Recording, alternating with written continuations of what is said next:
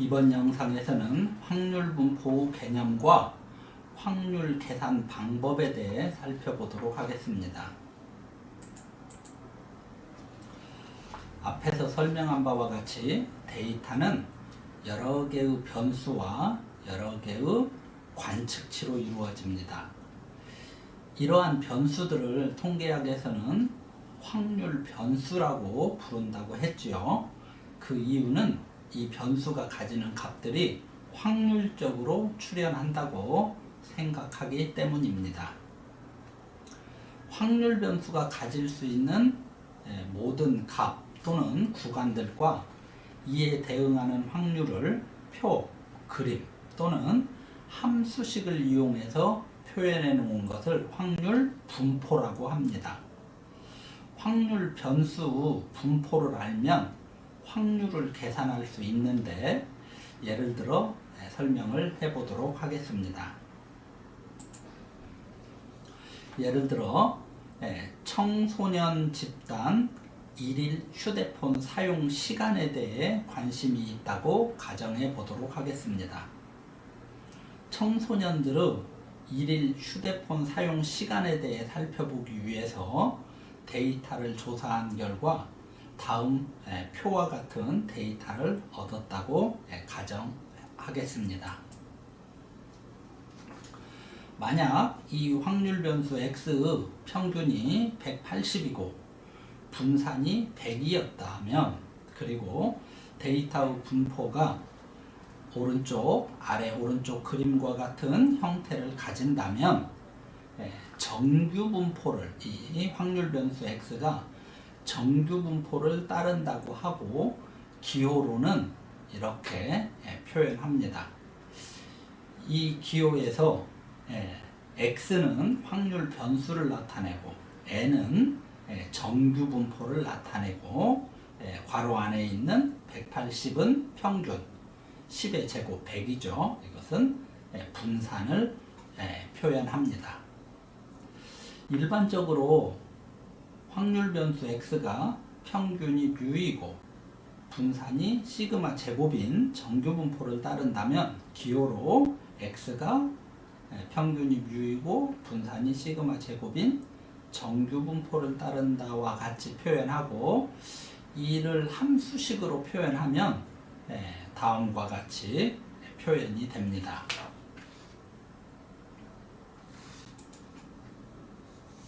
다시 말하면 어떤 확률 변수 확률 분포를 안다는 것은 함수식을 안다는 의미와 같은 것이고요. 함수식을 알면 우리가 확률을 어렵지 않게 계산할 수 있습니다. 예를 들어서 아래 그림의 곡선 아랫부분의 이 빨간색 부분의 면적은 적분을 통해서 계산할 수 있고, 이 면적을 우리가 확률로 이용할 수 있습니다. 정규 분포하고 이 정규 분포 확률 계산 방법에 대해서 조금 더 자세히 살펴보도록 하겠습니다. 정규 분포는 영문으로 표기할 때는 노멀 디스트리뷰션 또는 가우시안 디스트리뷰션 등으로 표기하고요. 대표적인 연속형 확률 분포입니다. 정규 분포는 형태로 보면 종 모양을 가지고 평균을 중심으로 좌우 대칭인 그런 형태입니다. 정규 분포를 갖는 확률 변수는 매우 많은데요. 예를 들면 학생들의 키나 몸무게 또는 등교하는 데 걸리는 소요 시간, 우리나라 여름철 온도, 리터당 자동차의 주행 거리 등 매우 많은 확률 변수가 정규 분포 모양을 가지게 됩니다. 정규 분포 함수는 평균과 분산 또는 표준 편차 등에 따라서 다음 그림과 같이 여러 가지 형태로 나타나는데, 기본 모양은 똑같습니다. 다시 말하면 이 그림에서 보이는 이 빨간색 또는 녹색, 파란색, 뭐 이런 형태의 곡선들이 모두 다 정규 분포를 나타내고 있습니다. 다만 평균 분산이 다른 형태의 정규 분포라는 의미입니다. 앞에서 설명한 바와 같이 어떤 확률 변수 x가 평균이 뮤이고 분산이 시그마 제곱인 정규 분포를 따른다면 이 확률 변수 x의 함수 형태는 다음과 같습니다. 그리고 이 확률 변수 x 값이 구간 a하고 b 사이에 속할 확률은 x가 a하고 b 사이에 속할 확률은 이 함수 fx를 a에서 b 구간에서 적분을 해주면 오른쪽 그림은 빨간색 부분은 면적이 구해지게 되는 것이죠. 이것이 바로 확률인 것입니다. 예를 들어 보겠습니다. 어떤 대학 그 남학생들의 몸무게를 x라고 확률 변수 x라고 보고요. 이 확률 변수 x가 평균이 66이고 분산이 16인 정규 분포를 따른다고 가정해 보도록 하겠습니다. 만약 학생 한 명을 뽑았을 때 그 학생의 몸무게가 62에서 70 사이에 있을 확률, 다시 말해서 x가 62하고 70 사이에 있을 확률은 적분을 62에서 70까지 fx 함수를 적분하면 됩니다. 이것의 의미는 x가 70보다 작을 확률을 구하고 또 x가 62보다 작을 확률을 구해서 빼주면 되는 것이죠. 다시 말해서 오른쪽 빨간색 부분의 면적을 만약에 구하고자 한다면 b보다 작은 부분의 면적하고 a보다 작은 면적 부분을 구해서 이 부분을 빼주면 이 빨간색 부분의 면적만 남게 될 것입니다. 물론 이 확률 계산은 수작업으로도 할 수 있습니다. 사실은. 그런데 굳이 그럴 필요는 없습니다. 우리가 이번 학기에 엑셀을 데이터 분석 도구로 이용을 하기 때문에 이런 엑셀과 같은 응용 프로그램에서 확률을 계산할 수 있는 함수를 제공해 주거든요. 그러니까 이 함수를 이용해서 계산하면 됩니다. 예를 들어 엑셀에서는요, 정규 분포 확률을 구하기 위해서 예를 들면 x가 방금 예제에서 x가 70보다 작을 확률은 정규 분포니까요.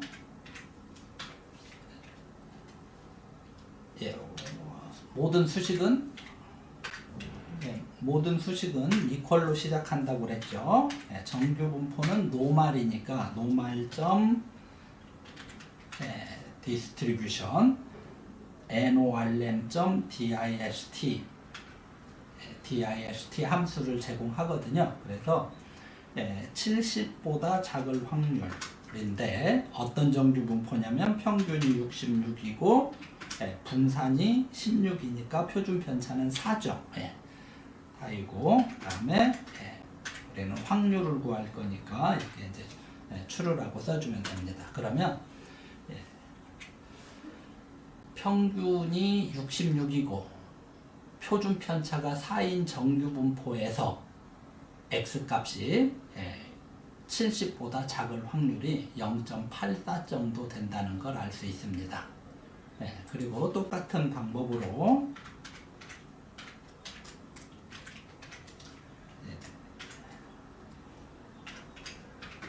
평균이 66이고 표준 편차가 4인 분포에서 x 값이 62보다 작을 확률은 0.16 정도 된다는 걸 알 수 있죠. 그래서 이 값에서 이 값을 빼주면 이 x 값이 62에서 70 사이에 있을 확률은 대략 0.68 정도 된다는 것을 알 수 있습니다. 있게 되는 것이죠. 네.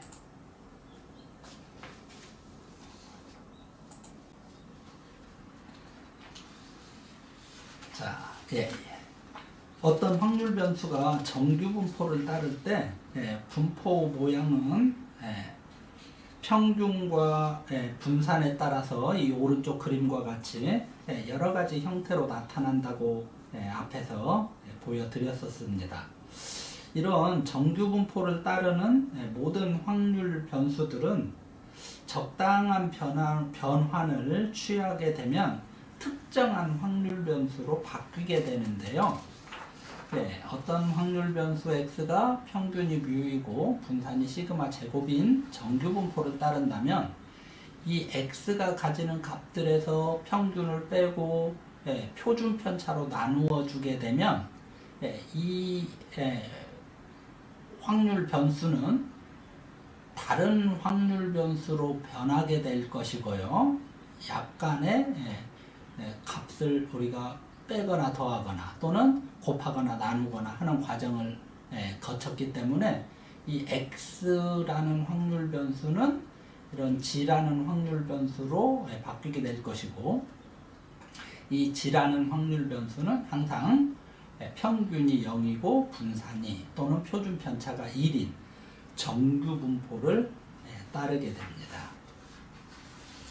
이렇게 평균이 0이고 분산이 1인 정규 분포 함수식은 이런 모양을 가지게 되는 것이죠. 앞에 함수식에서 여기에서 뮤가 0이고 시그마 제곱 또는 시그마가 1로 바뀐 형태니까요. 이런 함수식 형태로 바뀌게 됩니다. 이 확률 변수 Z, 이 확률 변수 Z와 같이 평균이 0이고 분산이 1인 정규 분포를 표준 정규 분포라고 그렇게 부르고, 표준 정규 분포에서 확률을 계산하는 방법은 정규 분포에서 확률을 계산하는 방법과 똑같습니다. 그래서요, 어떤 확률 변수 x가 평균이 뮤이고 분산이 시그마 제곱인 정규 분포를 따를 때 확률 변수 x 값이 구간 a, b 사이에 속할 확률은 기호로 이렇게 표현할 수 있겠죠. 당연히 이 확률은 x가 b보다 작을 확률 빼기 x가 a보다 작을 확률이고요. 그리고 이 양변에 x에서 뮤를 빼고 시그마 제곱으로 나누어 주면 b에서도 똑같이 뮤를 빼고 시그마 제곱으로 나누어 줘야 되겠죠. 그러면 이 왼편에 있는 이 식은 z 변수로 변하게 되고요. 이렇게 표기할 수 있고, 마찬가지로 이 부분도 이렇게 표기할 수 있습니다. 그래서 우리가 이 x가 a, b 사이에 있을 확률을 정규분포 함수를 이용해서 구할 수도 있고, 이 식이 맨 아래에 있는 이 식과 같은 형태로 변해도 결과는 똑같기 때문에 이 z는 표준 정규 분포를 따르니까요. 표준 정규 분포를 이용해서 확률을 계산할 수도 있다, 그런 의미입니다. 다시 말해서 이 부분은 x에 대한 확률을 구할 때는 정규 분포를 x가 따르니까, x가 정규 분포를 따르니까 정규 분포를 이용해서 확률을 계산하는 것이고, 이 아랫부분에 있는 수식은 z가 표준 정규 분포를 따르니까 표준 정규 분포를 이용해서 확률을 계산할 수 있다는 의미죠. 결과는 같다는 의미입니다. 그래서 이 오른쪽 아래에 있는 이 그림을 보면, 이 그림에서 이 윗부분의 곡선, 이 빨간색 부분을 나타내는 윗부분의 곡선은 x 분포, 이 아랫부분의 분포는 z 분포를 보여주고 있습니다. 빨간색 부분의 면적이나 파란색 부분의 면적이 전체 면적을 우리가 1로 보고 이 부분의 면적을 확률로 보기 때문에요, 계산해서 똑같다라는 것을 알 수 있습니다. 면적의 비율은 변함이 없다는 것이죠. 예를 하나 들어보도록 하겠습니다. 앞에서 이용한 예를 이용해서 우리가 확률을 계산해 보도록 하겠습니다. 어떤 남학생들의 몸무게가 평균이 66이고 분산이 16인 정규분포를 따른다고 했을 때 그 학생의 몸무게 X가 62에서 70 사이에 있을 확률은 다음과 같은 수식으로 계산할 수 있죠. 그러니까 X가 62에서 70 사이에 있을 확률은 X가 70보다 작을 확률에서 X가 62보다 작은 확률을 빼면 되죠. 표준화하게 되면 Z가 70-66 나누기 4 또 62 나누기 66 나누기 4 계산하게 되면 Z가 1보다 작을 확률, Z가 마이너스 1보다 작을 확률을 구해서 이 값을 빼주면 우리가 원하는 확률을 계산할 수 있습니다. 표준 정규 분포 역시 똑같이 정규 분포이기 때문에요. 엑셀에서 함수를 그대로 이용할 수 있습니다. 자, 아까 정규 분포를 이용할 때는 노멀 디스트리뷰션 평균이 66, 표준 편차가 4인 분포에서 70보다 작을 확률을 이렇게 구했었죠. 이번에는 표준 정규 분포를 이용해서 구해보도록 하겠습니다. 자, 똑같이 노멀 디스트리뷰션에서 이번에 이제 표준 정규 분포를 이용할 거니까요.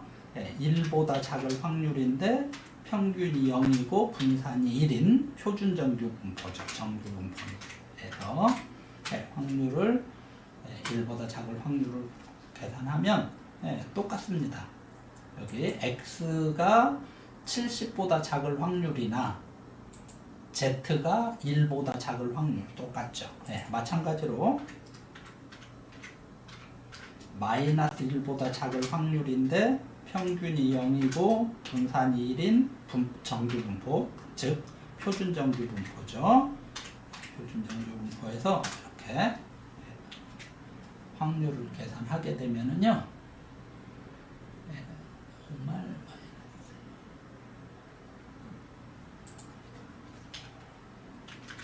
이렇게 확률을 계산하게 되면 이 정규 분포에서 다시 말해서 66 4인 정규 분포에서 62보다 작을 확률은 평균이 0이고 분산이 1인 표준 정규 분포에서 마이너스 1이 1보다 작을 확률과 똑같이 되는 거고요. 마찬가지로